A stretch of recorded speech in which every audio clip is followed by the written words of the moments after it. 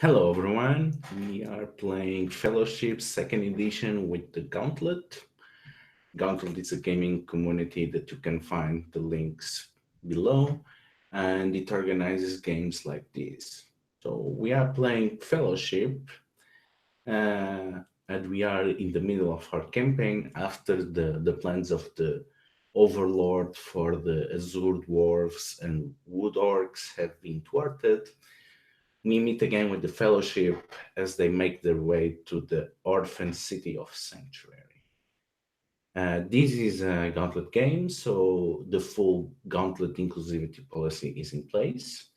We are also using the safety tools of the X-Guard and script change. So at any moment that something needs to be reworked, just signal it on chat or on video, or you can use the role for your party tools for that. And if a situation needs a bit more of tact, script change is a good function for us to go bit by bit. We also have as additional safety tool lines and veils that we established at the beginning of the game. And I remind everyone that at any point they remember something else, just feel free to add it to the list. Now, kicking off, after the events of last session, Pelas and Vivi go open the gate so that the Uror can leave, but Pelas and Mish understand that they need someone on the other side, and using their resources, they decide that they will be helping the Fellowship fight from the other side, and the two of them take the Urork home. And you know that you have an ally beyond the dimensions. But what that means. Meanwhile, the halflings they spread out, and with a lot of sacrifice, they managed to figure out important clues. Not only the Overlord Sikandari Megas has plans to Sanctuary and intended to destroy the Wood Orcs for some reason, uh, she has been working on a massive project because there is only one place that resists the domain of the Harbingers, which has always been the sea. And you learn that there are two sources of power which she's interested on. One is the crystal library, the supposedly reservoir and source of all of the amazing magical prowess of the orphans and the servants. And the other is the Kraken, the legendary beast that protects the oceans and resists any attempt to any mortal civilization to tame it. And it always been a protector of sanctuary, always protecting of those that will break its contact. And the city and the legendary creature have this agreement. But that seems to be changing, or at least will change if the Overlord has her way. Another thing that you learn is that she has managed to score something else. And she has got a lot of artifacts from the dwarves and has managed to seize many of their great works. And she has created a flying fortress that is still something that she has not deployed, but probably the reason behind their sudden arrival on the mountains is that once this flying fortress is fully activated, she can just move entire armies across the continent. it's a good thing that uh, Chief Hamstring manages to find information about the identity of one of the dwarf craftsmen that might have the skills necessary to build something like the Flying Fortress, or even better, to destroy it. And disappearing about around the freedom fighter cells of the halflings, the last thing that they do is tell you that your dwarf that you need to get to destroy the Flying Fortress is living in Sanctuary at the moment, and that their name is Lothar Skyforger. And we get back to the Fellowship as it crosses the way back into the civilization. So, tell. So, let's make a short montage of what do you do on your way from the Blue Mountains to Sanctuary. You leave the underground tunnels, you can make it back, and you have the vast expanses of plains between you and the coastal city. So let's start with Aradia. What we see as we pan out across the countryside, Aradia doing to pull the fellowship together now that there are less of them. I think kind of like the first thing they do in this journey, just for practicality's sake, is they start replenishing their store of weapons. So most of them got used up in the in the fight with Vivi. So and my move here, Fire Spindry says that yeah, well, as long as I have minutes time, destroy something in the process. There's a lot of things in this land that could be used for that, and I think it's very much a case of like, oh, we got through that not unscathed. We lost some folk, um, but here's Aradia still standing fairly pristine, still standing tall, just going about their business. They're gearing up for another fight. They don't look like they tire at all, which is not true. They're just good at not showing it. But they're. It's more of a case of like leading by example, is what they're doing. So like, there's a moment where they just like, oh, where's Aradia? Big tree falls down, and it's them carving it up to make a spear. Um, and that sort of thing. Like it's very much a case of like, you know, what's the what's the phrase the British really love? You know, keep calm and carry on. That sort of thing. That's what they're doing. I don't think they're consciously like being the fellowship like that, but in the back of their mind, they know like, you know, just there's not like big problems, but the more they just like make sure that everything's going, make it look like everything's going fine, and everything will be fine for now. So I'm just replenish those weapons. Yeah, as you move across, you start to see the signal of skirmishes between people and the Harbingers, but something seems to be changing. You start to see symbols of local resistance. You start to see abandoned uh, villages that would be essential to any supply route if there was a army to march through. You start to see bridges and roads sabotaged. And every day there seems that new people are joining your entourage as you approach Sanctuary.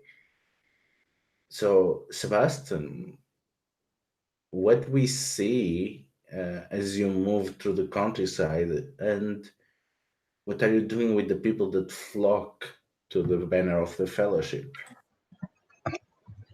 So Sebastian just has his work cut out for him now. There's just so many people that he feels he has responsibility for, whose needs he feels he has responsibility for fulfilling, meeting, and all these people who have left their homes, um, who um, who needs help setting up their shelters, um, who maybe hasn't brought enough food.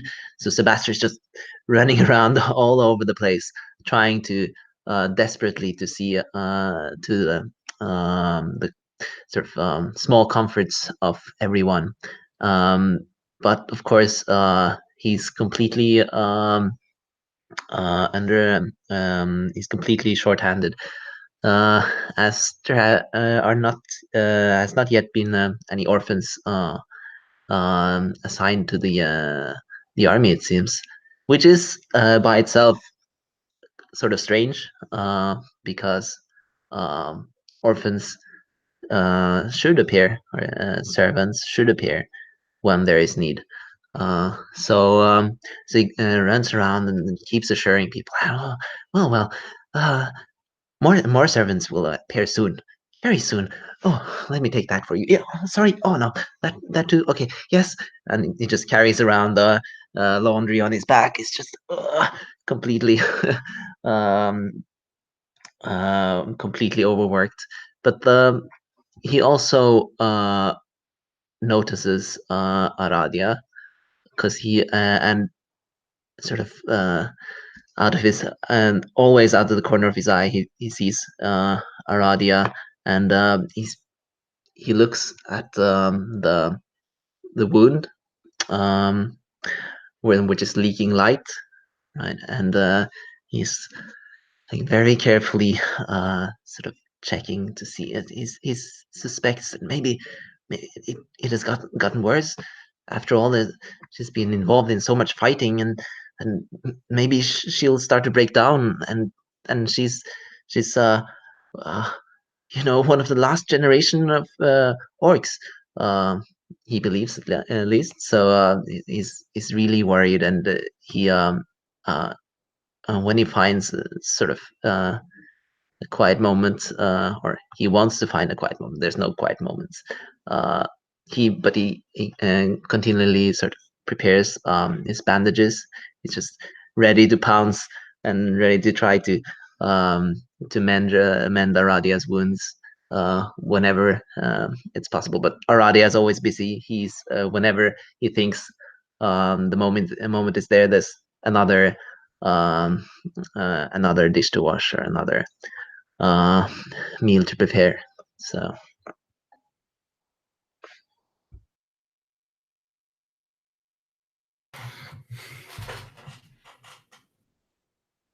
As the weight of responsibility falls on both of you, you approach Sanctuary, and we get to the busy streets of Sanctuary, to someone trying to make a home in there. So, Lofus, how have you been trying to become one of the citizens of Sanctuary instead of just a foreigner passing through? Well, by the one way that I know best, offering my services to them.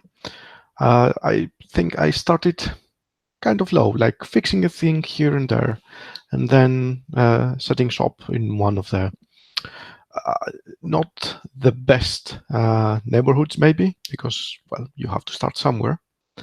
But slowly I started getting to know the people there, and they got to know me.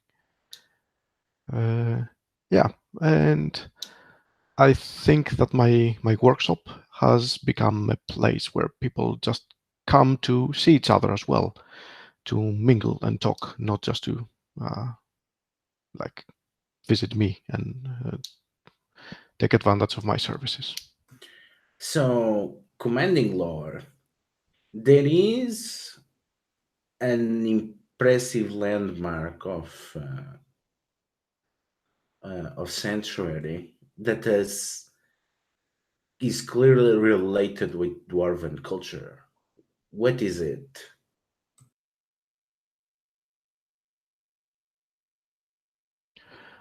a monument, right? Or any kind of. It is a landmark. It's a landmark, definitely okay. something that people consider one of the important features of their city. It does not need to be a monument.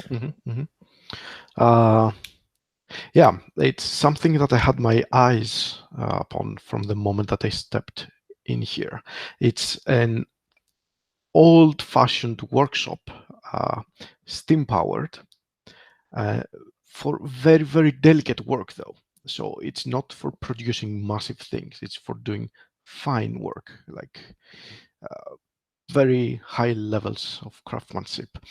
But no one actually knows how to use it. They're keeping it in excellent condition, though. It's definitely not abandoned. It's being taken very well of, to the extent that they know, of course. And I think it's close to the central square or the central place.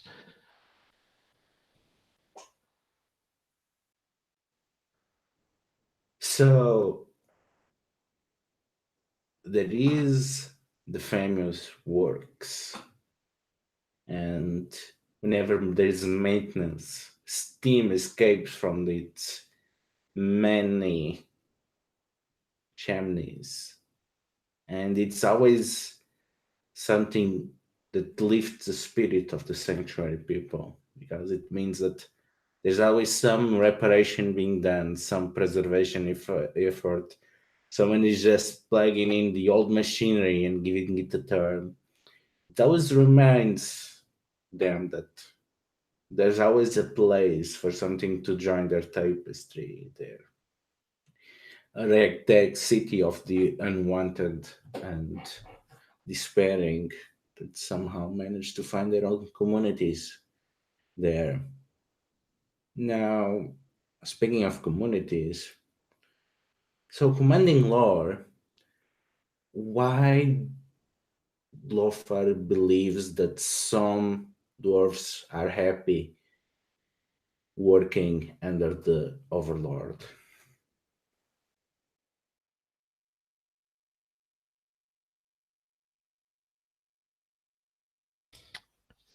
Yeah, there are those among us that have taken their devotion to their craft too far. They only care about getting the absolute best materials and absolute best equipment. They believe that that goal is something that nothing else matters in front of it. So they will just pledge allegiance to anyone that can offer them access to these materials or this equipment. So Lothar knew about the flying fortress. I mean, it's like the steam tank. It's something that every dwarf was excited for. But did he knew that it was for the Overlord? And now that he knows that the fortress is complete and on the hands of Sikandari Megas, does that change how he feels about the fortress? He didn't know it was the Overlords. Now he does. It doesn't change how he feels about the fortress itself, because, well, the fortress is a magnificent thing. It does change his opinion of if the fortress should actually remain. Yes, not everything built is meant to last, to serve its purpose. Some machines have really bad purpose, or they can be used for really, really mean things. These things need to be destroyed. And Lothar can appreciate that there is a time where instead of creating, you need to destroy.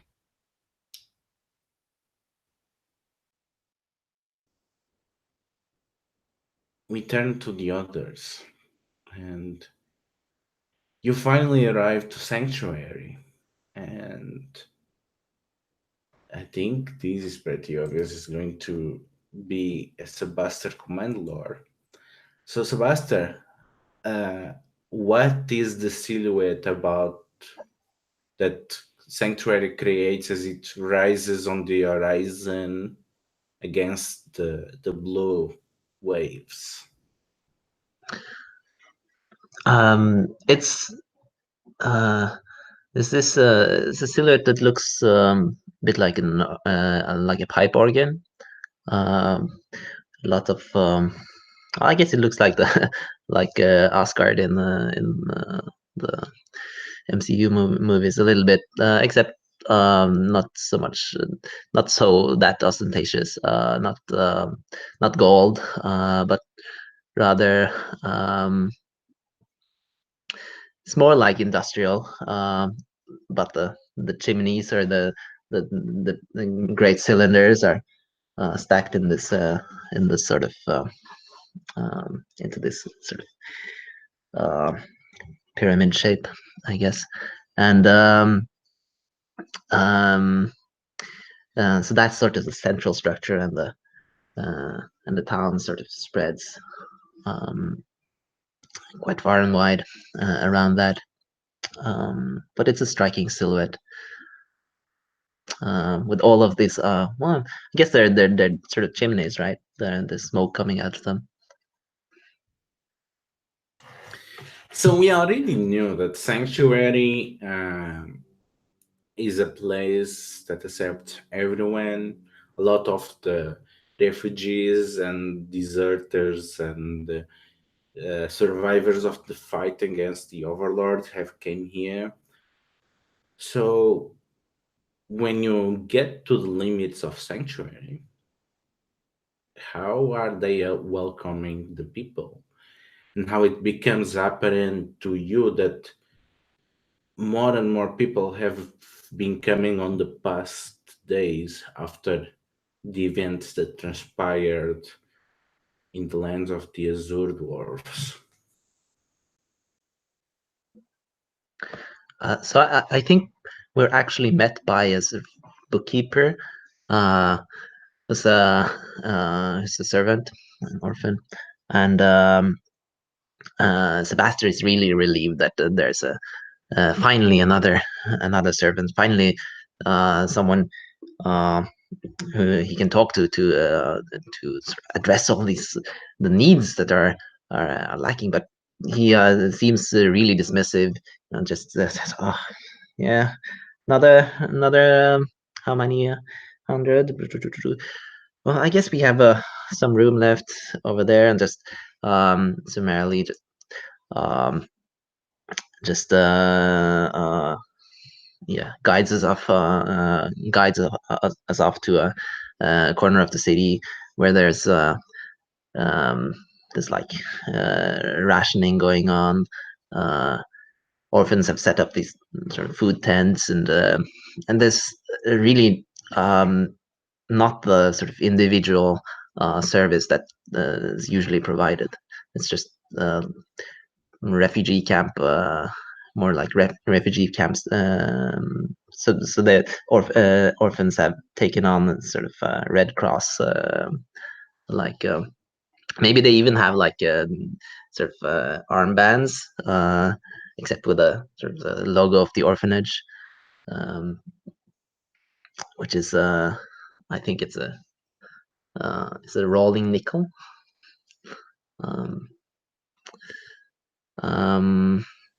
Yeah, so that's how we are greeted, which is So how they are reacting to the fact that you have a literal small army with you?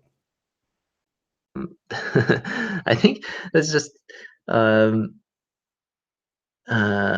no surprise at all. Just like, oh, yes, we were expecting more people, more mouths to feed, and it just looks out and looks at the sea of people that we have brought, and just shakes his head. And well, I guess we're over to rationing level 4.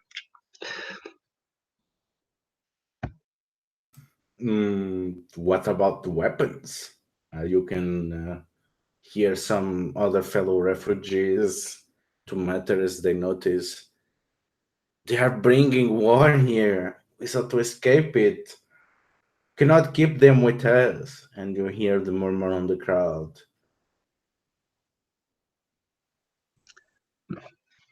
And the orphan with the ledger just shakes his head. More trouble, more trouble. I guess maybe you could all just leave your weapons in the tent in quadrant 6, and everything will go much more smoothly.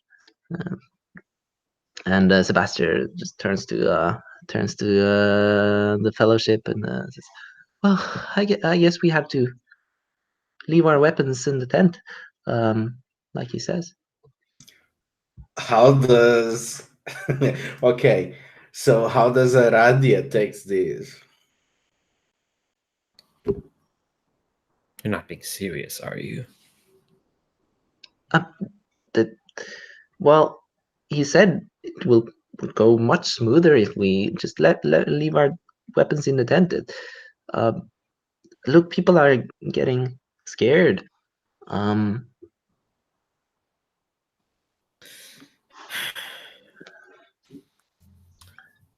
Do they know that the Overlord is coming straight for this city? Oh, I guess probably not. Probably not. Maybe you should tell them that. I'm sure they'll be reasonable. All right. Okay. If you're okay, so if you're gonna say that, and Aradia is gonna will nod, turn to the bookkeeper, and say, "With all due respect," and they're gonna lean kind of a bit close. With all due respect, no matter whether we came here or not, Sanctuary should know that the Overlord herself is on her way. There is something of great importance in this city that has caught her eye, and she is headed towards here. Now, I would like to think that the odds of standing up against her would be greatly increased if this small army we brought would be properly equipped with what they can do. So why don't you talk sense with sense? With sense. Okay. Can I use my scary as hell to talk sense with blood? Are you going to be scary as hell? Yeah. I get a +1. I get an extra +1 anyway. I mean, you can choose. Yeah, I'm totally doing that. So Okay. mark one Get up. some fear into them. Yeah, I'm trying. Okay. I think Sebastian is also sort of helping and saying like, and you should know the Overlord is evil now. So I think you can roll with hope since we have bonds. Cool. So that's with an advantage, right? I'm just trying to remember. Okay, 3 dice. It's just a 7. So they listen to you. Well, how about this? If the Overlord is really coming, which we have reason to believe so, we should not be wasting time around the refugee camps. We shall take you to the library and to meet the rest of the servants. Thing is, a group of armed peoples inside the camp is only going to cause more problems. How about you send your folks to go around the perimeters of the city, assembling defenses and creating patrols, to be our eyes to when the Overlord comes. It seems that this way they can keep their weapons as well as provide an actual service for everyone. I turn to Sebastian and say, "Is this army up for such a task?" Oh, yes, yes. With your leadership, and maybe we can, if we get some more orphans, more servants to help with the army, we should be okay. And I turn to the bookkeeper and I ask, I'm sure the orphanage will be able to spare a few hands for our army. Lately I've been serving them all by myself, and it's frankly it's too much. Well, of course, yeah. We are going to send a couple of horses. We're going to send some supplies. We're going to build, after they create some watchtowers or defense, we're going to build one of our temporary gates so that they can go farther than they could otherwise go from the city, and that they are ready to fall back. Don't worry. We're going to be sending a dozen of orphans and with one or two servant supervisors, some of the older kids that they already know what they are doing. I see. That's reassuring. Now, about that meeting, how about, and the clerk starts fiddling around with the notes, how about in 2 weeks I can get you in a meeting with the leadership of Crystal Library? That's as soon as I can cram, you know. Everyone seems to want the help of the servants now. Oh, Everyone is afraid of the Overlord because a lot of people, they were relying on secondary megas and her soft power and donations of food and medicine. But a lot of the still independent countries, they are now afraid of accepting that gifts. They now want her support instead. a meeting? What? I, wait. Come here. And I sort of motion him over and speak like this is like secret servant business, right? Have you forgotten who we are? We're servants. We're not bureaucrats. We're supposed to provide services when they're needed, and when they're needed, they're needed right now, not 2 weeks from now, and not conditionally upon some sort of meeting. This is not how we operate. Who are you? I'm Clegg, the clerk, and he points that I don't know what to tell you. Yeah, but things have been overwhelming. We needed to make some urgent chances of last week. This is just temporary. We are not turning anyone away. Everyone suddenly needed our help in ways that we were not prepared. I'm sure this will normalize. Normalize? There's nothing normal about this. Should please, brother, remember who you are. Remember the oaths we took. And Clegg looks sideways. Let me tell you something. This, and he points at the thing, it's nothing. It's suddenly we are dealing with kings and whatnot, and they expect all kinds of formality now that they want to court it, and suddenly we are playing politics because suddenly They have opinions about secondary megas, but this is meaningless. If you just walk inside of the Crystal Liberi, nobody is going to stop you. And you know very well that the people that they are leaders now, they will rotate next week or the week after, depending on the roles that needs to be organized. You know how you operate.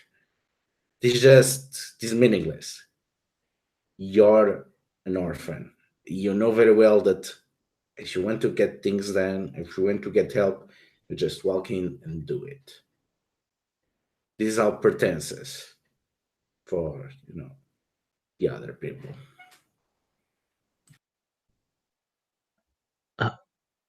Okay. Are you sure you are all right though? Are you sure no one has done something with you, with your brain, with your emotions? It just doesn't feel right for a servant to act like this, even if it's all pretense. Why don't you give me a speak softly?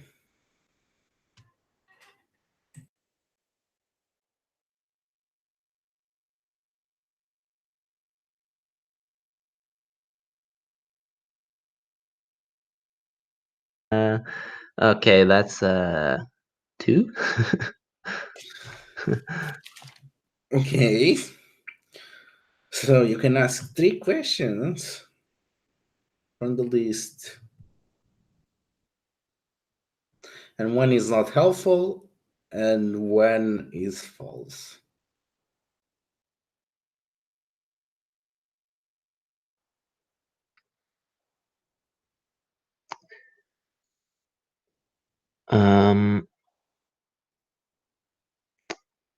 What? No. What should I be wary of when dealing with them?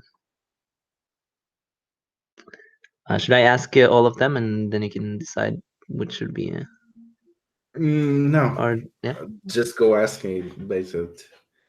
So you should be worried is that a lot of people that wear the symbol of the servant are not servants, or at least what you would consider a servant, someone but as an orphan that grew up with the help of others and then spends their adult life helping others instead. A lot of them have joined as adults because you get the sense that you have a lot of servants that were never orphans, and this has happened because Sanctuary had to expand insanely on the last few years, both to fulfill the needs of the Harbingers and then to fulfill the needs of the people escaping the Overlord. So basically, anyone that is willing to help and says they want to help, they are accepting in the ranks. That's what you need to be careful around the servants. Not all of them are orphans. And what do they want, and how could we help them get it? They want long-term solutions. You know that how decentralized the servants and the orphans are. Basically, they have this arcane machinery that helps them to provide to people. That's the closest thing to an authority they have. And they seem to be sliding to the scale of whoever seems to be presenting a solution at the moment. They do it, but that is a very dangerous road. They actually want a solution that also does not destroy who they are. And what can I tell us about Sikandari Megas' influence on the orphans? The orphans are way too involved with her. The orphans should have been the first to abandon her once her charming, magical personality was broken, but a lot of them still are working more or less with the Harbingers and still are fulfilling needs that she put on them.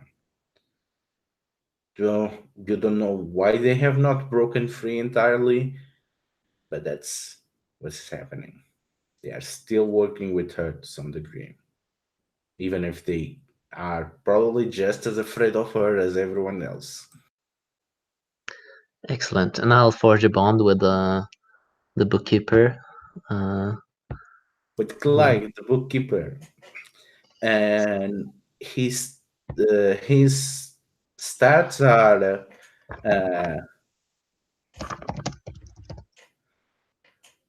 an eye for detail and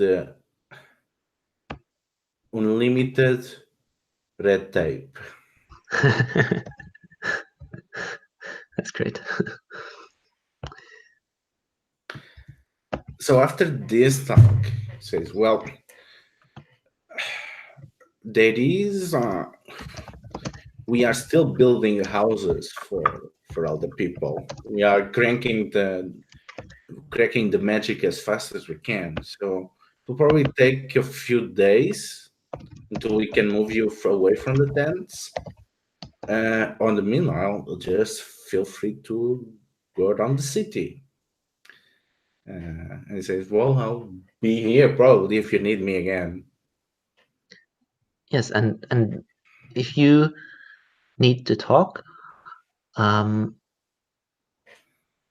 be with the army or with the orc. Just come to me. Sure, I will in case something happens. Probably we have been receiving people every single day.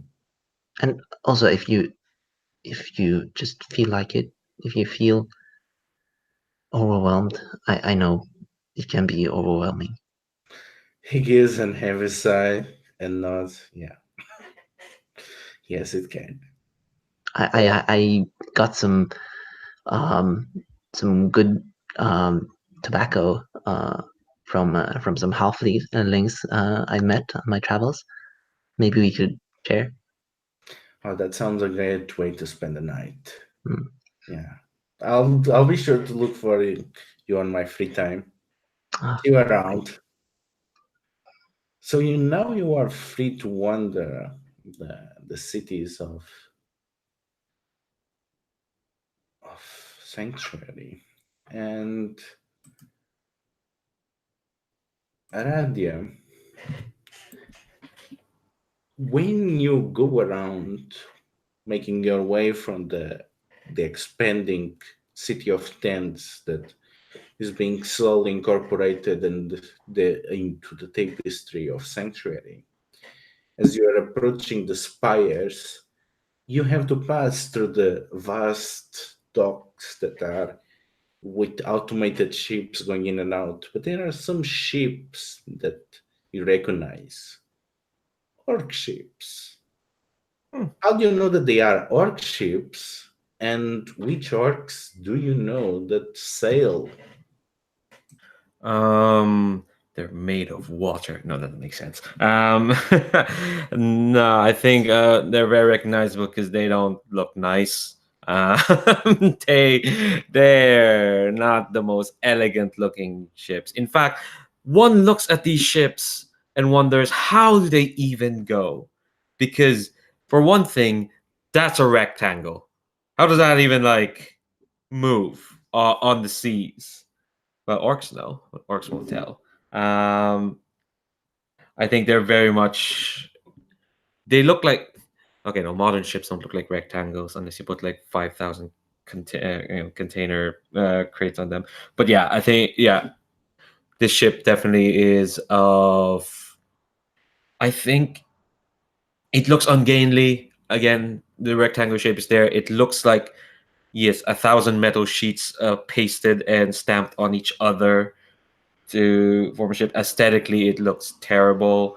The color is ugly. Like it's just lots of like gray streaks on rust and all that stuff. And it's it's not like Dwarven make where you can see there's a bit of artistry to the way they craft stuff. This is very much orcs almost stubbornly like refusing to learn from the world and just like, no, we create our own traditions. We create our own ways of making stuff. These orcs are probably the most recognizable to anyone outside. Like, you know, people know there are different kinds of orcs, like the leaf ones and the wood ones, but these are the ones that are like the classical, at least in this world, idea of an orc. These are automatons of like metal, but I think try to think like their aesthetic. I'm imagining like the opening of Terminator 2, where those the ones with a weird. No, actually, no. Let's not do that. I don't want to make them have weird rubbery skin that they put over their. No, let's not do that. No. I think, yeah, no. These are definitely metal orcs. Heavy metal orcs. No, just metal orcs. They again, their faces are like, I think their heads are the most carefully sculpted. The rest of their bodies are kind of like bulky and weird, different collections of metal, but their faces are like, okay, we're gonna spend like, you know, we're gonna spend a lot of time crafting these faces so that they look humanish or some sort of humanoid face. So they look fine, but that they're not the most aesthetically pleasing looking ones for sure.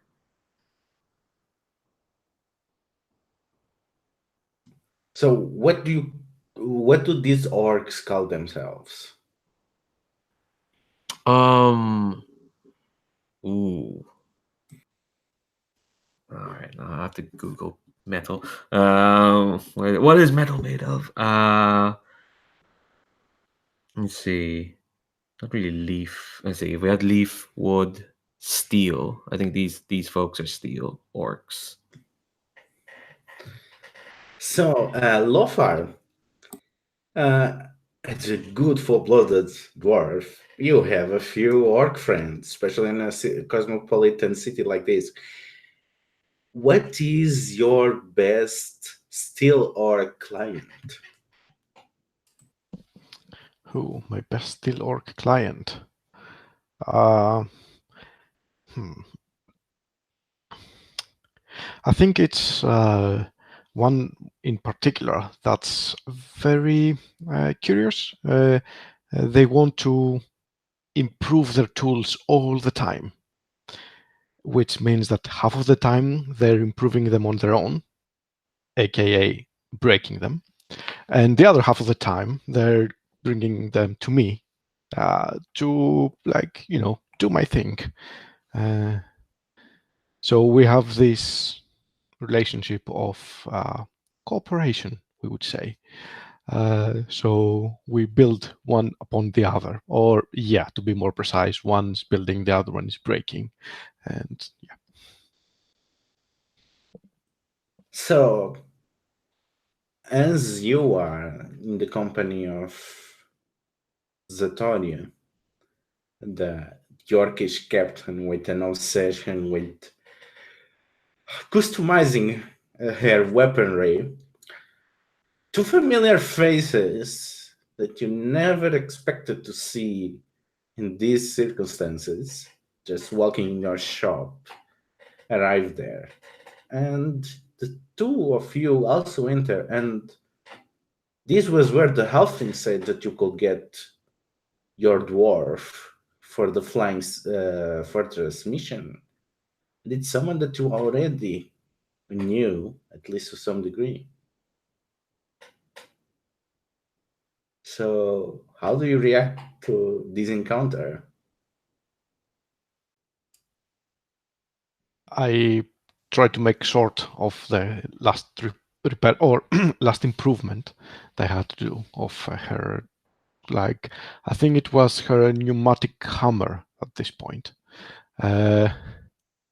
it didn't start as pneumatic. It started like as a iron brick of sorts. So it's like, oh yeah, and do this, and be careful next time. Do not press this button while you're hammering. You only press that when you store it. Now, off you go. And then I turn towards the two new faces. Wait, why are you getting rid of me? And then she notices Aradia and says, huh? Oh, now that's a kind of cousin that I have not seen for a while. Same here, same here. But if you excuse me now. Why are you trying to get rid of me? Not trying to get rid of. Don't press that button now. You mean this one? Come on now. Don't you want to go try this out? Okay. I'll be back. I have not forgot that we have... I will be waiting. Yes. I'll be improving this outside. I know you will. I know you will. And she just goes, and you can see already fidgeting with the button, thinking if she will press it now or not. Mr. Skyforger? Is that you? Do you know steel orcs?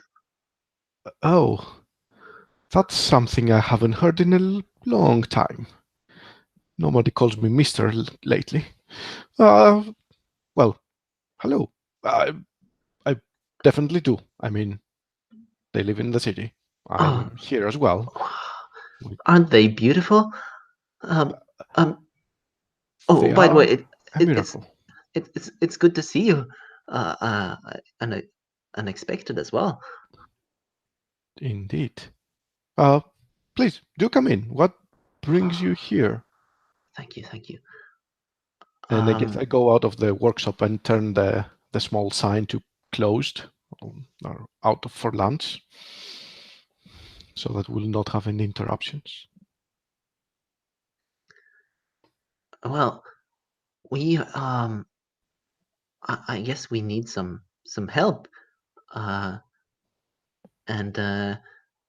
we have brought an army, and we have saved some dwarves, and we've fought the Overlord's lieutenant, Vivi, and she turned when Aradia shot her in the face. She turned. She was no longer evil, and she helped us a little bit, and we have traveled all this way, and then the orphans are all wrong. They won't serve us. How about the drink first, or something to eat? Maybe that will help slow things down a bit. Oh yeah, that sounds really Oh, I should have thought of that myself. I'm sorry. I'm just out of it today. I don't know what's going on. Maybe Aradia. I seem to be unable to control my speaking organ. Sebastian, you need rest. No, Far's right. You need a drink. Yes, you're right. And Sebastian just starts arranging chairs, and just starts wiping the table.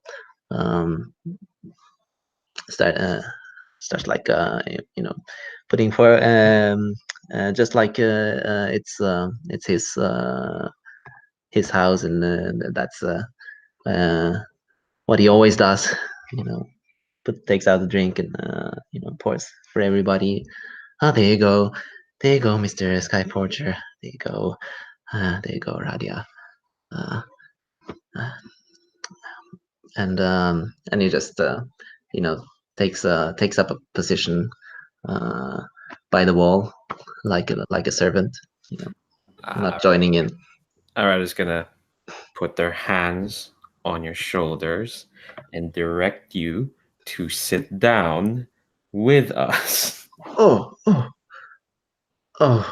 I guess. Oh, I guess that's what you meant by having a drink. I'll still leave me. Cheers. Cheers. Yes, you're doing it right. Yes, all the way down though. Oh, you drink this stuff all the time? Is this always what it tastes Second like? one is going to taste so much better. Oh, oh, whew. Buzz, that's a buzz. Ah, Care for another? well, I guess so. Well, grab a bite first. Grab a bite, or you will never have a third one. That sounds reasonable. So, what exactly brings you here? I mean, give me just the top 10 reasons out of all of them.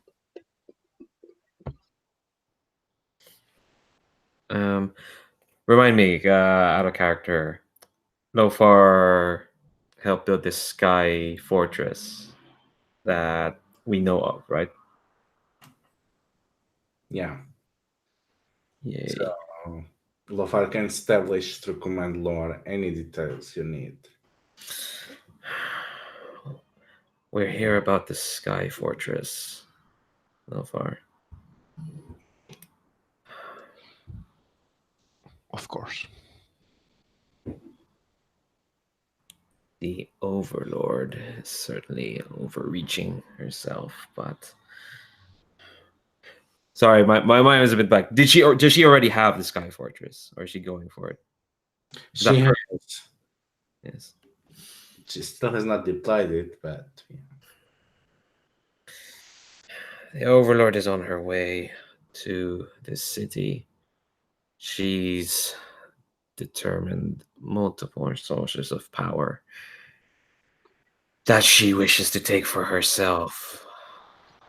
Now we're making moves to protect those sources of power, but we need to make a strike against her, and this sky fortress of hers seems to be a ripe target. So we need your help. As much as it pains me, I can't say that I did not expect that day would come.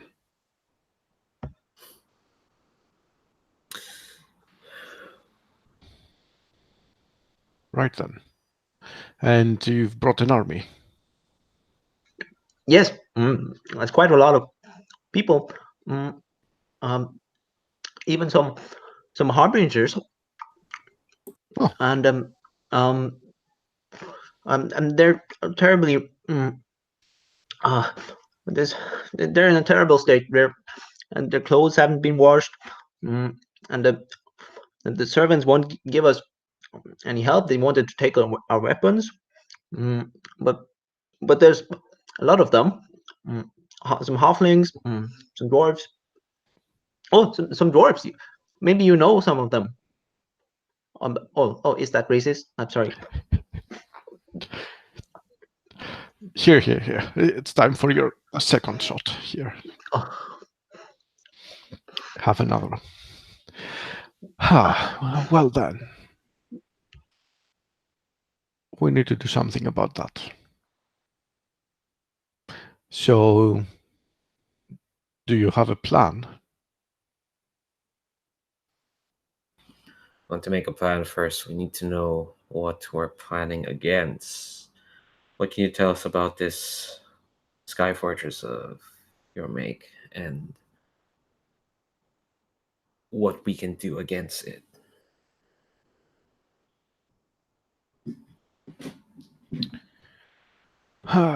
Well then. It is built as a fortress. It's not gonna be easy. It's built to stand against armies and massive weapons. But it does have a weakness of sorts that a fortress would have. It's built to defend against, as I said, armies and massive weapons. It's not built to stand against small groups or single Oh. person groups. Mhm. What I mean about that is that maybe a small group can get in. If you're in, there are ways to take it apart from the inside. That makes so much sense. Its whole defense and its whole power is on the outside, not on the inside. Mhm. Just the opposite of me. Rada gives you a look like that's not true, but they nod at what Lothar is saying and says, "Well, it pains me to ask more of you, Lothar, but we can certainly attempt that. We know we have enough resources while the army can stay here and protect the city. But it looks like we might need your help to navigate this fortress. And it's a lot to ask, I know, especially in these troubled times. And you certainly are seems like you're living a good life here. But at some point, everyone is called to stand against what's happening to our world. And for you, for Skyforge, that call is right now, right here, asking for your help. Oh, that is beautiful. I beg your pardon. You think that I would let you go there on your own? No, there is no way. You might break it the wrong way. Of course. Of course. Just one question. The Sky Fortress, it's in the sky, right? It is. Can you fly? Can we fly? Not that I remember. No, I'm pretty sure I would know that.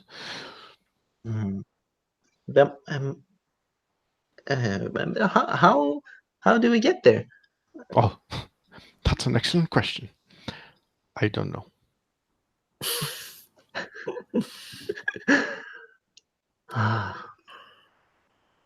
I never said that it's going to be easy, only that it's going to be the easier way.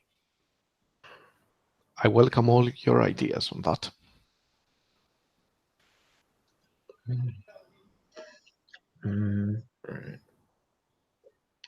Could we shoot ourselves out of a cannon, Aradia? You have a cannon. I have a cannon, but apologies for assuming, but I very much doubt people of flesh make one survive that journey. I have so many ideas that just seem to pour into my head right now, and they all seem so good. Could we climb onto a mountain and jump out of it and just like flap our wings? Or if we had some sort of glider? No, we could. Mishmish has a unicorn. We could ride on the unicorn. Mishmish is not of this world at the moment. Oh, that's right. A slight inconvenience. So, how about we go there for maintenance work or resupply? That is genius. You mentioned, Sebastian, that the servants. Do some of them still work for the Overlord? Yes. My good friend, the bookkeeper, what was his name again? Clyde. Yes, my good friend Clyde told me that they do work for the Sikandari Megas. Even though I thought that was a little bit strange because servants are not supposed to work for evil people. But he did say that, so maybe it's true. It's probably true. Then he'll be our way in. Miss Lofar Skyforge, you can present yourself as as someone seeking to maintain this beautiful sky fortress. We can pass off our dwarven defenders as your maintenance crew. Sebaster, you will be obviously the servant to make sure that everything's on the up and up. As for myself, You could be our equipment. Oh, is that very offensive? I'm sorry. That does this alcohol do this to everybody? It doesn't seem to do anything to you. no, you'll need a stronger sword to affect me in any way. But I guess the Overlord would not view a construct doing as they were made to do as suspicious. In fact, I think you're right. They probably consider it how the world should work. I think you're right. That's why she's evil. Oh wait, I just realized I have this scar on on my head. She'd recognize that because it'll glow when she's near. So maybe. Oh, actually, I think Aradi realizes that and says, "Wait, no, I wouldn't be beyond her suspicion because of this. So why not, instead of being your equipment, I be your prisoner?" Oh, that's. But how would we be able to capture you? You're so much more powerful than us. I'm sure you can spin a tale or two. Maybe you were wounded. That's your wound made you weak. Well, that would appeal to the Overlord's ego. Yes. I actually produce a keg of dwarven stout that I have, and I just pour one quantity of one glass into a small flask, and I give it to you and say, "This is quite strong. Maybe not strong enough to knock you down, but definitely strong enough to convince other people that it has. You can drink some of that, so you can just still have a bit of the scent in your breath. Trust me, even the day after, it will be enough to get those around you drunk." So we got you drunk, we captured you, and we took you in. Will that actually work with orc metabolism? We can pretend. The whole point is pretending. That is knocked you out. Yeah, I think. Unless it's a known fact that it doesn't, unless it's a very common thing, so it will not fool anyone. I mean, it will probably fool a lot of people. The question is, will it fool who knows about orcs? Yeah. I think what I was gonna do is she's gonna pull out a small, like, tincture. Takes the flask, pours a bit of that orcish moonshine that Aradia has. Gives it a sniff. This might actually knock me out. If I give this a whirl, but a mixture of dwarven ale and orcish moonshine sounds like a horrible lead. So it will be convincing, I hope. Yeah, definitely. I mean, if it knocks out the orc, imagine what it does to other people. So, as you gathered very good intel and you already have a plan set in motion, now you have free time to explore Sanctuary and prepare in other ways, or just to enjoy yourself. And let's take 10 minutes break, and then we're gonna roll with the downtime activities and see what you get from that. And then we bring up stuff to learn what is going on, what the Overlord wants, and drop the plan on her.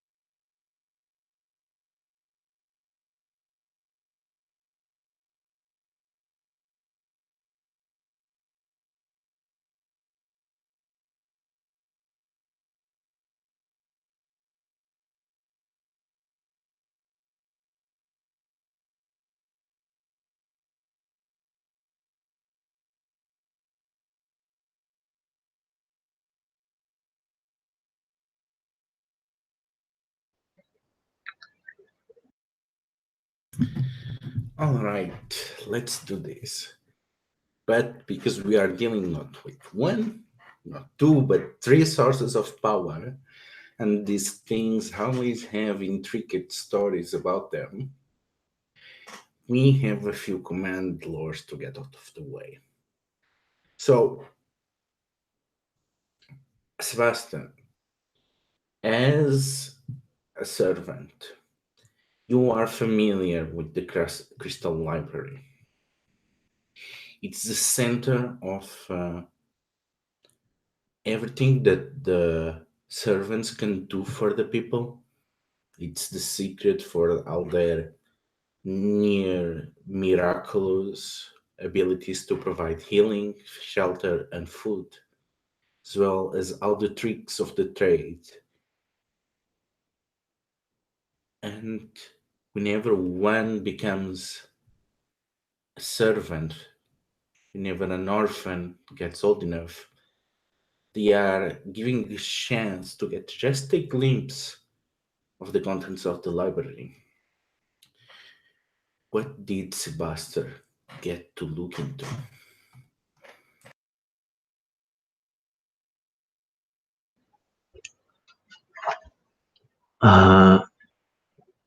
So when Sebastian was granted this special favor, the one-time glimpse into the library, this this guide, who showed him the different possibilities, the different books of lore that servants usually or orphans usually gravitate towards, like the secrets of cooking the perfect meal or making the perfect drink.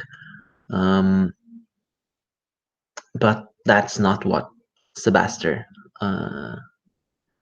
wanted to see at all. He just walked right past all of the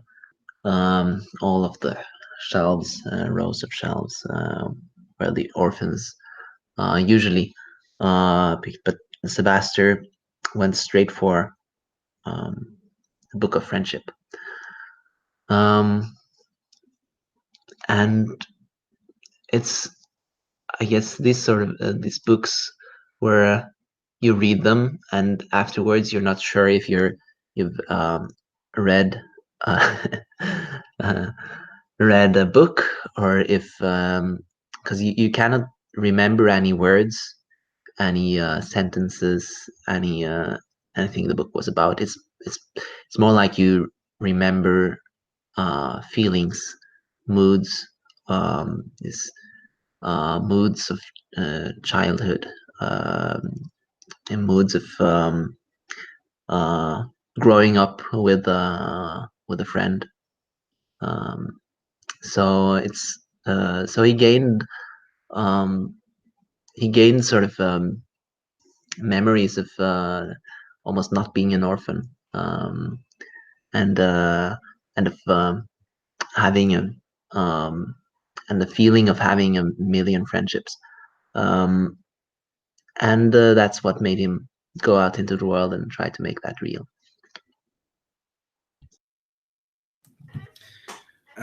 So, Lofar, what legends the dwarf tell about the Crystal Library and why it's named the Crystal Library?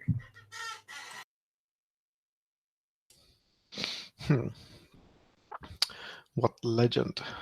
So the legend has it that within it, and you can find a famous old recipe about constructing the ultimate tool. The legend does not specify what that tool is, but it's supposed to be the tool that creates everything. Or no, not everything. I've said quite the opposite. It's the tool that will create one thing. It's going to be perfect, but it's going to be the only thing that it will create. So this tool, this equipment has not been constructed yet, but the recipe exists within the crystal library, and it's actually spread out. It's not in one place. That's why no one has actually used it yet. You need to construct it first. So it's a multi-step process. You need to assemble the recipe, you need to construct the tool, and then you can create the one perfect thing. Now, why is it called the crystal library? I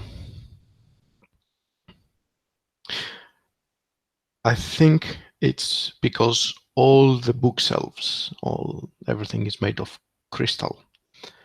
A different type of crystal depending on what the books or the information that they keep in is.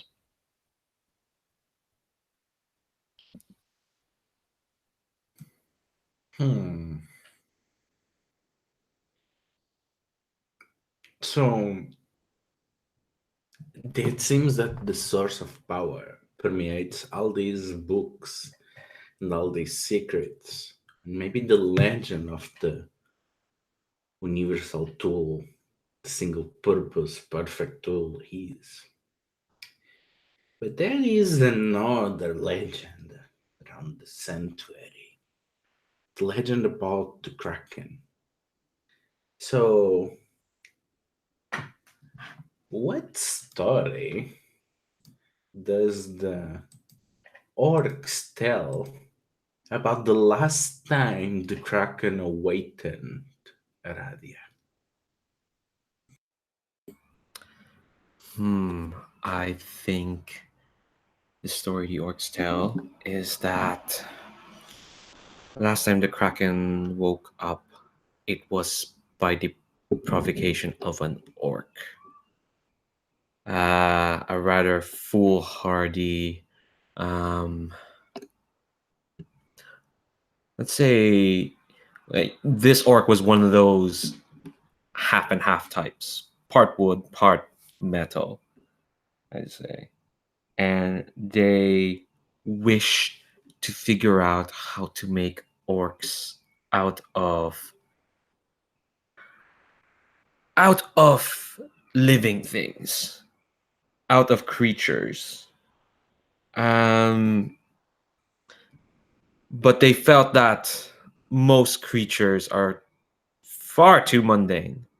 They had a bit of they believe that orcs are only as good as what they're made of, and so they sought out a legendary creature with which to take its flesh and create a new kind of orc. They were quite alone in this, but the thing with orcs is that if they have a direction to go forward, they will pursue that direction as swiftly, as harshly, as determinedly as they can.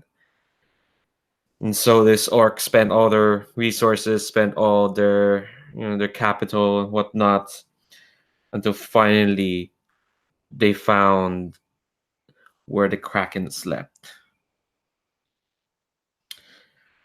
And they thought they had prepared everything. They had prepared these devices. They prepared these runes. They conned the dwarves into letting them use restraints or whatnot to keep this Kraken still so that they may deliver the blow that would kill it. But the thing with the Kraken is that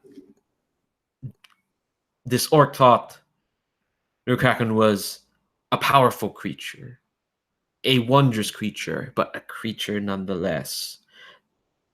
As the story goes, this orc did not bother to think of the possibility that the Kraken was no creature but a force. The last time this orc was seen, it was pieces of its body floating back to the civilization, to the beaches. So if the Kraken is a force rather than a living being, what do the servants do to steward the Kraken to do something for the good of everyone, Sebastian? Or at least, what do they do that they believe that guides the Kraken to be a force for good instead of just random destruction? Ooh, so the Kraken is a force of water and air. Its clearest manifestations are these things called water sprouts in real life, I guess. This sort of tornadoes made out of water, almost. And I believe the orphans use them, or at least think they can use them to direct rain into dry areas of drought. So they use this network of windmill ships and windmills on land that they guide the water sprouts with.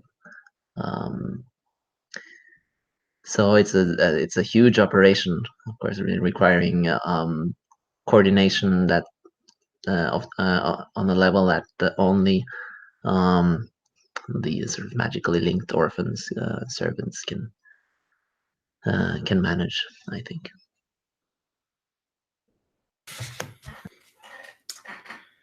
So you have some free time, and let's go around to the order on the character sheet. So you still have some time until you get some air support or a clear localization of where the Flying Fortress is going to make its skyfall. So, what Slothar Skyforger wants to do in Sanctuary?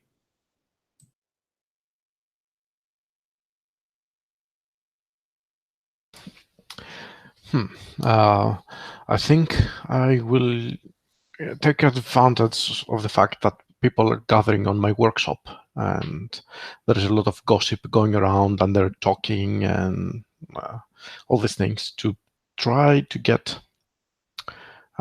as much information as I can about who's going in, who's going out, when, all the things. I mean, it is a fortress. Not many things are going in and out, but I'm trying to gather up any rumors, incidents that might have happened, accidents, or there was a breach, or someone attempted to go in, stuff like that.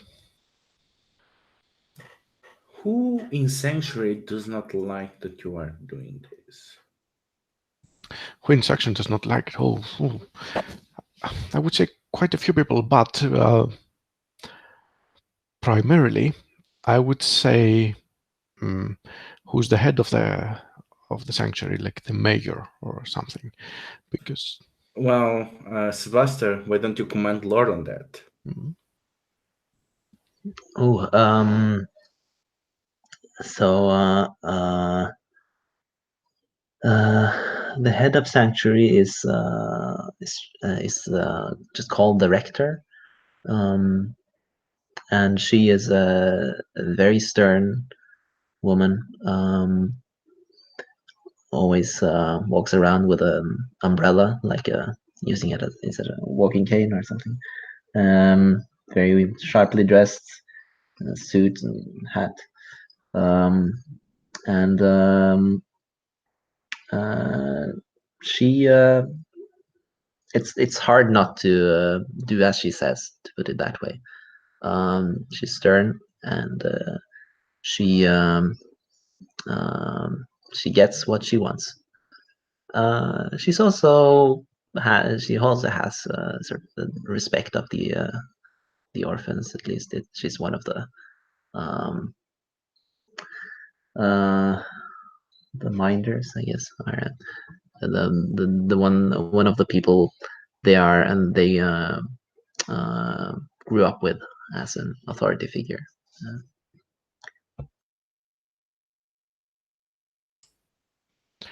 And she clearly doesn't like when things are becoming more disturbances, let's say, or people being nosy and stuff.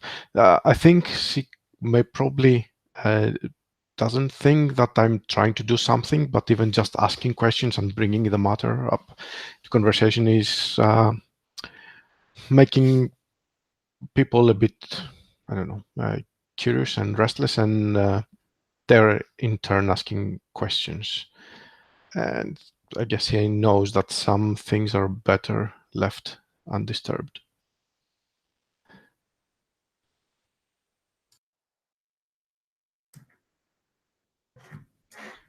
So you often catch sight that there's a lot of servants that always seem to find an excuse to stop around in your shop, and that they seem to be following your regulars.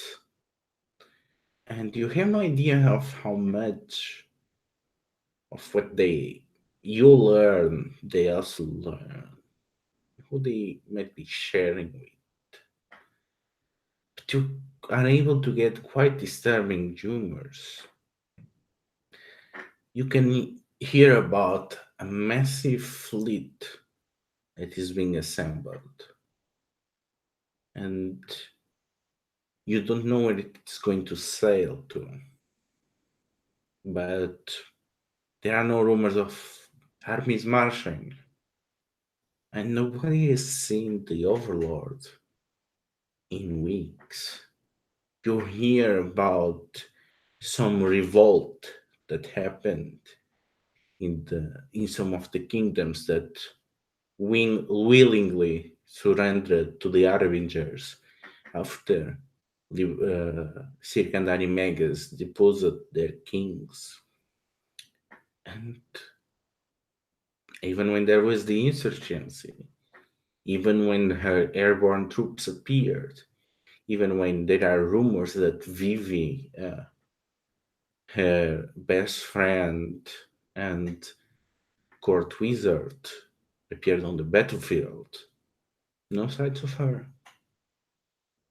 You get the feeling that she is betting everything in this weapon that she expects not many people in the world know about and wants to shock and awe them. Since she cannot be loved by everyone, she'll make everyone dread her. So, next, what is Aradia doing during her free time at Sanctuary? Think they're gonna go to the orc ship. They have a message they want to pass along.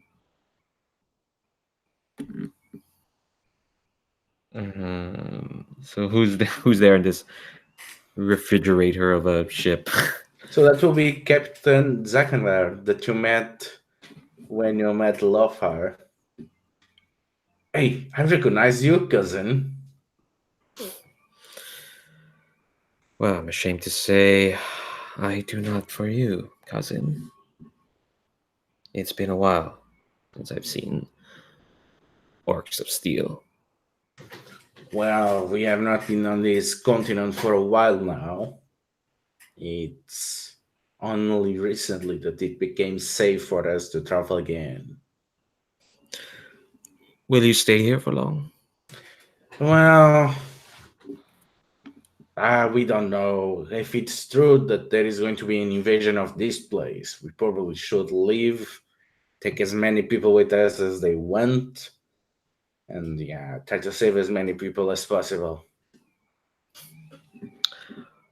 Well, I'm glad that altruism still runs through our veins. Might I ask for a favor should you leave? Well, when you leave. Because war is coming to this place. I should tell you this right now, cousin. What do you want? Nothing too strenuous, just a message. If you would pass by... Well, if you would pass by the place where I came from, where I come from... Now I need to think of a name. The land of Sidonia. There we go. That just came out of my head. Would you pass this message along? And Aradia hands out a letter. Sure. Should I give it to someone in particular?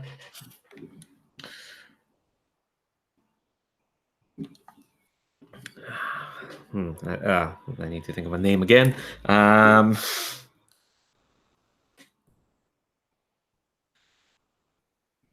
Give it to Nem. They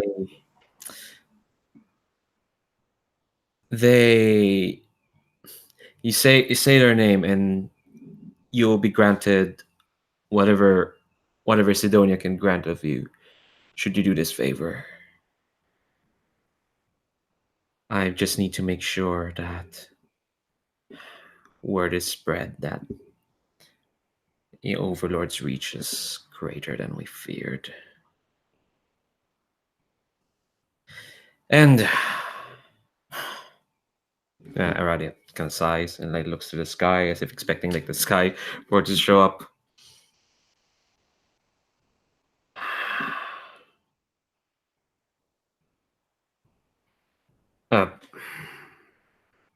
I think they pat the steel working shoulder says, "Best may this letter's insurance in case. Well, in case." Well, hopefully it does not come to that. Now, cousin, I have a favor to ask from you. Oh? No. Yes. We want to prevent war. But the way things are, war that will drag the entire Orcish people can only be avoided if there is a single individual that chooses to fight for all of us instead. Are you getting what I mean?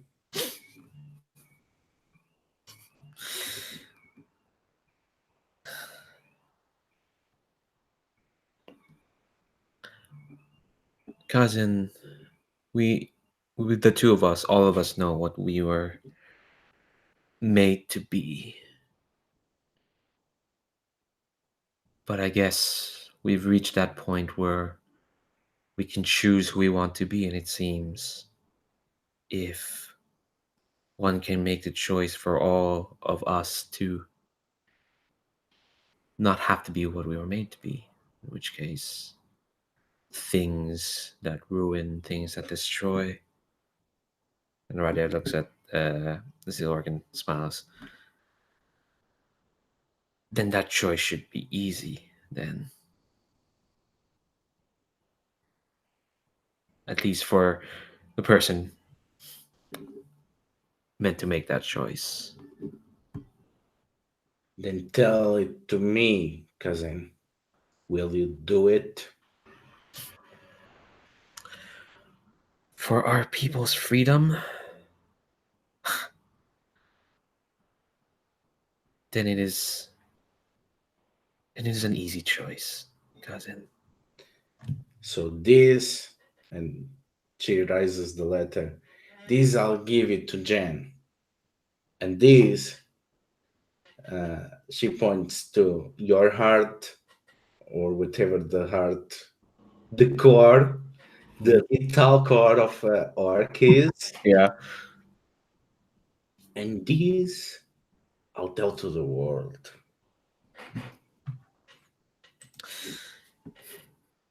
I think, Aradia nods. Says, Kill that bastard Sikandar. If that is what it takes for our people to be free, then that is what it takes. I will. And as a bonus, when I kill Sikander, then the world can only look upon us and see us as their saviors, not their puppets any longer. Puppets, saviors. Honestly, I don't think the world sees any difference. What is a savior but a puppet of a different kind? Well, let me be that puppet then, cousin. Well, if there is some individual with shoulders broad enough to carry the weight of our entire people, I'm glad I got to meet them. I think that's that is the other thing I already has anything else to say. Yeah. So the weather starts to change violently. There seems to be this approaching storm getting closer and closer. Many of the ships that intended to sail refused to. Thankfully, floating bricks don't have as much problem, and the orcs are either brave or foolish enough to brave the approaching storm, but it seems to be increasing every single day, as there seems to be some great imbalance. And as the refugees keep arriving, the Crystal Library keeps working more and more. And Clyde just gets to you and tells you, Sebastian, we are doing the best we can. We have fabricated new houses, we are digging new wells, we are expanding as much as we can to accommodate everyone. But now we also have to prepare for the storm. We have started increasing the weight of the seawall, but nobody seems to know what is happening. Why? This is not unexpected and this is not natural. It's almost as if it makes no sense. This is foolish to say, but it's like the wind is not gaining speed in our world. As if the atmosphere is not being affected only by the temperature change caused by the water currents. It's like there's something else, other variable that is being injected from somewhere else, but that makes no sense. But it has to be the Overlord. It has to be Sikandari Megas. She has been doing things with other worlds, opening gates, and I think there was even an orc living somewhere else. I'm not sure. I didn't quite get all that, but there's definitely something going on with other worlds and Sikandari Megas. Well, I guess it's time then. What if she's coming, if she's preparing something, what do you want us to do? So Sebastian, how do you tell your fellow servants to prepare for this coming? How do you spend the last days helping them?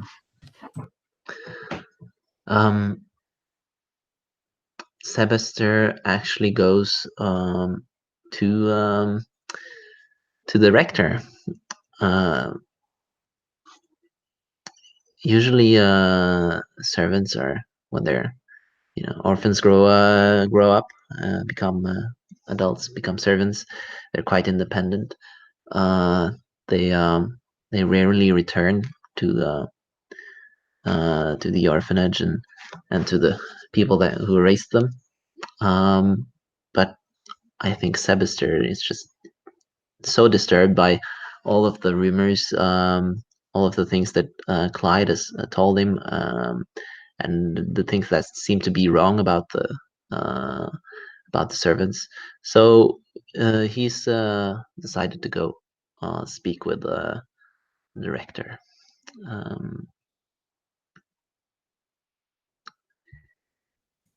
So you meet with the director, but you don't meet with the director alone. Who do you take with you? Well,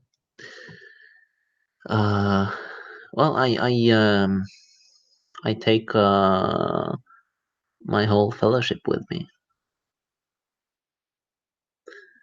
This is bigger than just the servants. So how does the director receives people? What does the Grand Office coordinating all the orphans and servants across the continent looks like? It looks like a principal's office.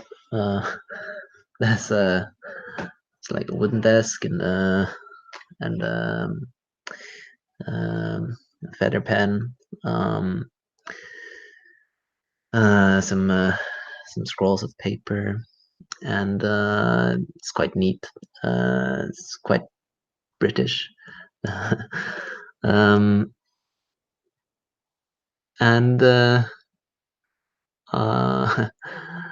I have a feeling there's a lot of cats around as well. So the director would not like see us in the rector's mansion or house, or there's no servants. She's not served by servants, but she has helpers and she has cats. So the cat will greet us at the door and just meow and take us up, and we know we are expected. Please come in, Sebastian. It feels just like yesterday that you were one of the orphans running around. Yes. I guess it must feel like that to one so all this so dignified as you. No, tell me, you seem to have been doing some bold work. Why don't you tell me about the world outside? Oh, the world is just so big. You wouldn't believe it. There's I'm sorry, you've probably seen a lot of it. But there are so many people, so many interesting people, so many kinds, so many shapes, so many colors, and it's so wonderful. Did you know there are orcs made of leaves? And dwarves, azure dwarves, blue dwarves living under the mountain. It's it's just so amazing. And and and now everything is threatened because of the war, because of secondary megas, and we have defeated one of her agents and stopped one of her plans, but there's so much more, and now it's clearer than ever that she's evil, and she means to subjugate everyone. She means to make everything less great, more gray. Now, that is the kind of decision that we never been involved with. You know very well that we serve the needs, and it does not change that the Arbiter people still have needs, and more people are under the banner of secondary megas. That means more and more people will suffer if we stopped working with her, delivering those needs. You understand? It's never been about secondary, it's always been about serving everyone without Yes, question. but it's there's something not right. I talked to some of the one of the um, one of the servants in charge of helping the refugees, and he he seemed to uh, think that servants our job was to um, be bureaucrats and be um, and and not to help people right now. We there was something missing from him, uh, something dull. I and are servants taking in uh, is the orphanage taking in adults now? We have to. We have to, Sebastian.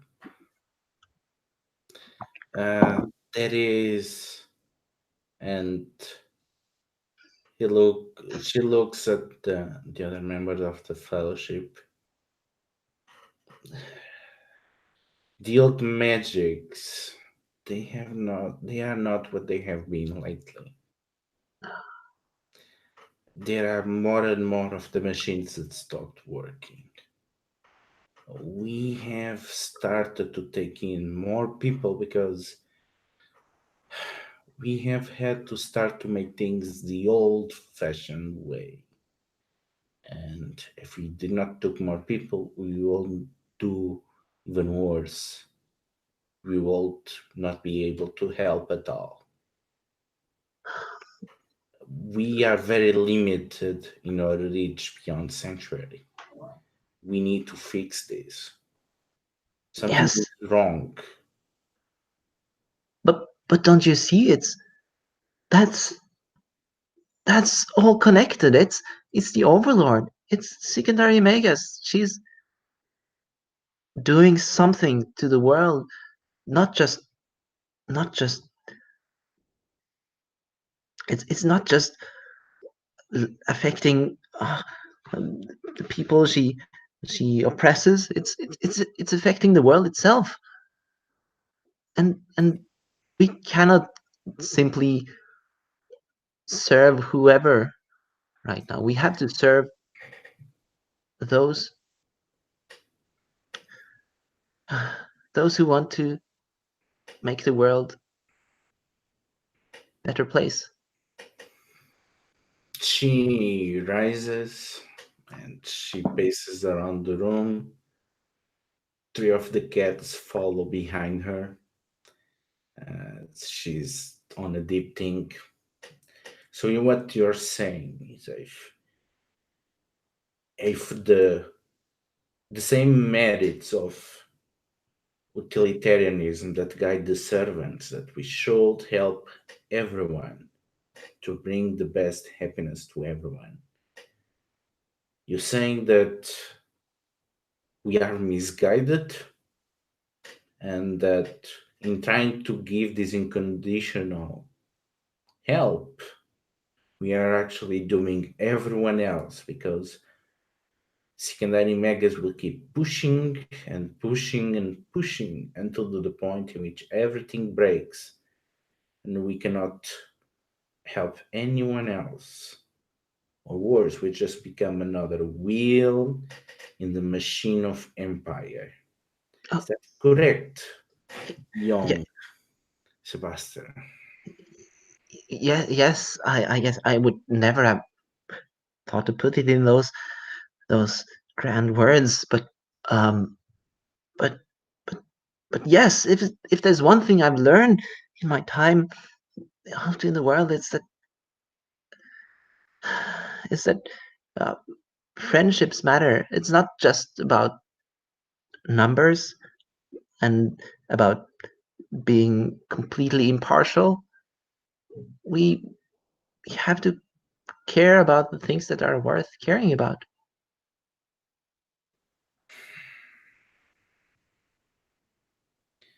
There was a point that Sikandar was just a woman with dreams, with friends, and with a will to serve on her own ways. I don't believe that we, as an order, are so flawed that we were just seduced by her. There must have been at some point some good on her. I I have to ask you to forgive me for what I'm going to ask from you. Not only I'm going to put on your shoulders to make the right call about Sikandar, I'm going to ask you, is friendship with her worth it? Is there something to save it? And I'm afraid you're going to hate me for the rest of your life before this is all over.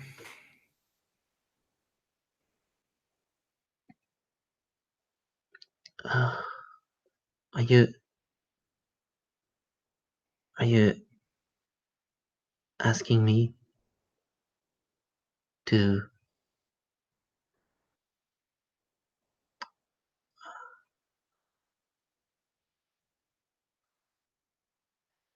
uh, to become the Overlord's friend? No, the Overlord must be destroyed. The question is, does Sikandar has to? Are you saying Sikandar and the Overlord can be separated somehow? Um, She was not always the Overlord. could someone else become the Overlord? No, that is a fate that I don't wish on everyone. To be the Overlord is to be an enemy of the world. There should be no Overlords, but somehow they always come to be. Yes, they do, don't they? Um, I'll do whatever it is you ask, though I don't fully understand. That is the point. I'm asking you to decide. I'm entrusting you to make the call, to decide at which point we are doing too much damage by fighting the Overlord, at which point we are justified to turn on her, and if there is anything worth saving. This is why I'm apologizing for you. Nobody should have to make this call. And I should have to be the one doing it, but instead, I'm letting you take this responsibility.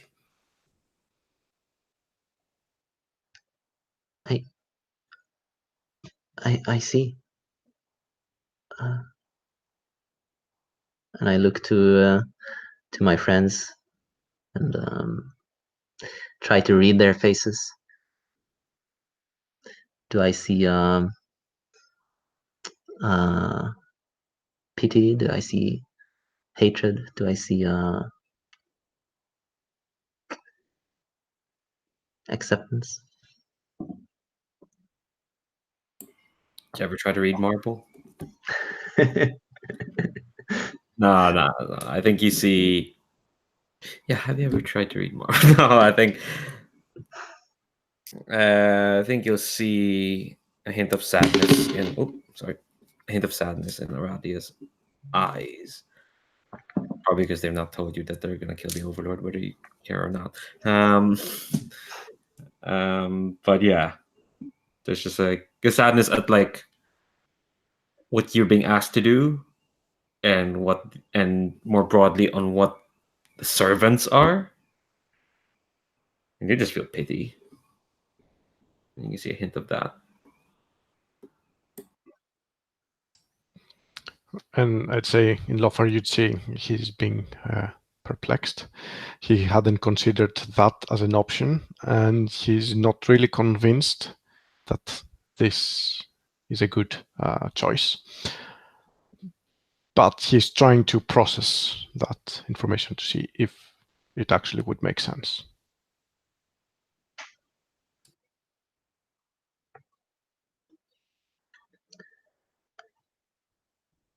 And I turn toward the rector and I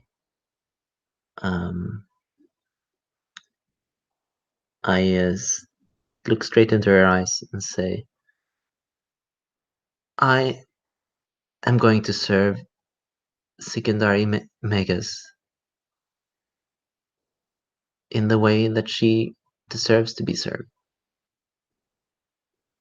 As a friend, not just as an impartial entity. I'm going to stop her from becoming something she would never have wanted to become if, as you say, she was good at some point.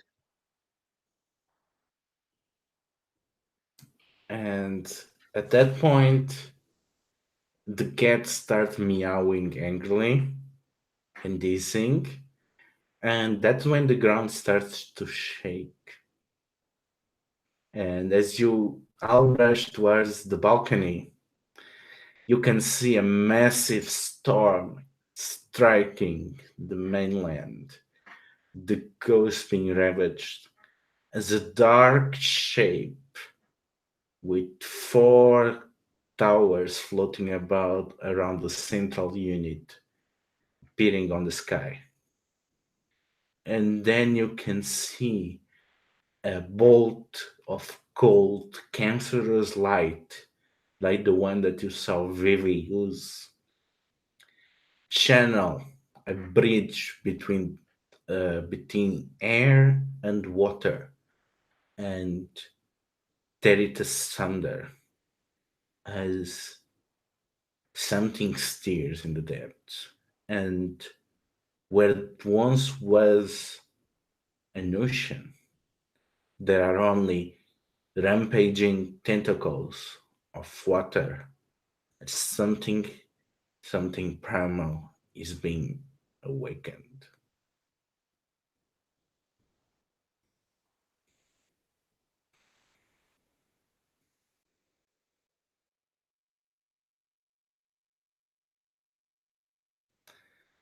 I guess it's time to take down a fortress. Shouldn't be too much trouble. Just Yes, it is. screw some screws, poke some forges. I don't know. Okay, let's do the end of session move. Okay, so did we save or protect the community in need? Not really. We just Not came. yet. Not yet. Did we strike a blow against the Overlord and their minions? Not yet. Nah. You're Close to. positioning a blow. Yeah, we're positioning a blow. We have yet to strike it. Did we learn more about the world and its peoples? Well, definitely. We learned about Sanctuary, about the Orphans and Servants, and about the dwarves. So I guess you're gonna pick a level up. Probably no. Yeah, because the other two, don't really need to refresh anything or heal anything. Okay, so who are you gonna vote for the Overlord? You only have two options: Lofar and the Overlord. Oh yeah. I just want to give it to Lofar because Lofar's cool. Plus, he's not the Overlord. And plus, he's not the over. That's a big plus. That's a big plus. Huh. That means next week we will have to give a level up to the Overlord. You know what? So, yeah. I kind of want to see the Overlord level up. Yeah, but to be honest, yeah, I do, but not before we have to fight her. Makes sense. Let's be tactical about this. So let's give it to Lofar. On the other hand, I'm not sure I will be able to join the next session anyway. Oh yeah. So yeah, I think we might give it to the Overlord then, because I don't think they've leveled up at all. But then they have to level up anyway next session if you have less choices. So leveling up now or later. Yeah, well, yeah, might as well. Yeah. Well, actually, I'm changing my mind. If they have to level up anyway next session, let's just give it to Lofar just in case. Yeah. Yeah. Yeah.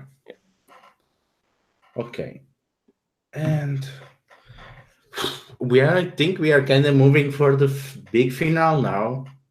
Basically, you have to claim sources of power until you bring the Overlord down. So, any wishes to wrap up before?